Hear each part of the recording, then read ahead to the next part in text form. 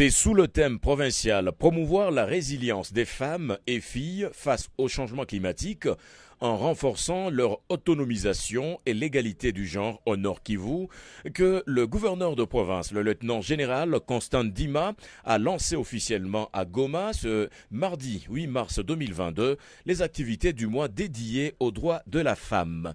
À cette occasion, le gouverneur a montré combien le gouvernement provincial du Nord Kivu accompagne la femme. Il a invité toute la société à bâtir un Congo nouveau où la femme est appelée à jouer un rôle important. Constant Ndima croit en une paix durable.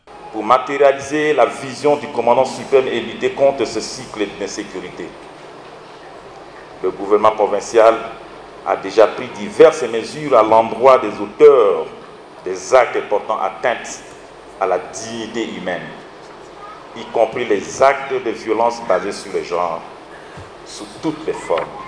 À cette occasion, j'ai déjà signé, sur proposition du conseiller principal en charge du genre, le plan d'action de la mise en œuvre de la résolution 1325 du Conseil de sécurité des Nations Unies sur la femme, paix et sécurité.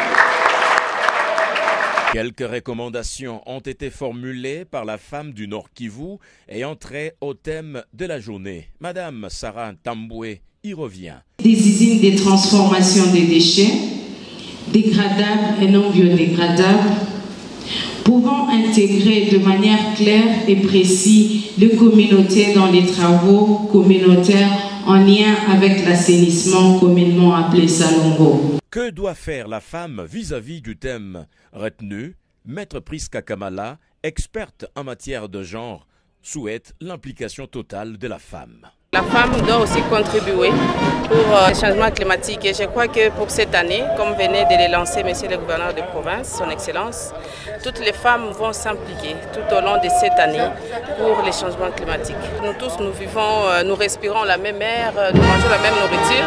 Ça veut dire que la femme est aussi victime des changements climatiques, raison pour laquelle elle doit s'impliquer pour que les climats climatiques lui soient favorables. Dans sa prédication, le pasteur Banyene a évoqué le caractère et le savoir-faire de la femme, un atout pour la société. Les inégalités sociales sont à bannir pour atteindre l'autonomisation de la femme. Soulignons qu'au cours de cette journée, les serviteurs des dieux ont consacré le drapeau de la RDC pour la restauration de la paix à l'est du pays.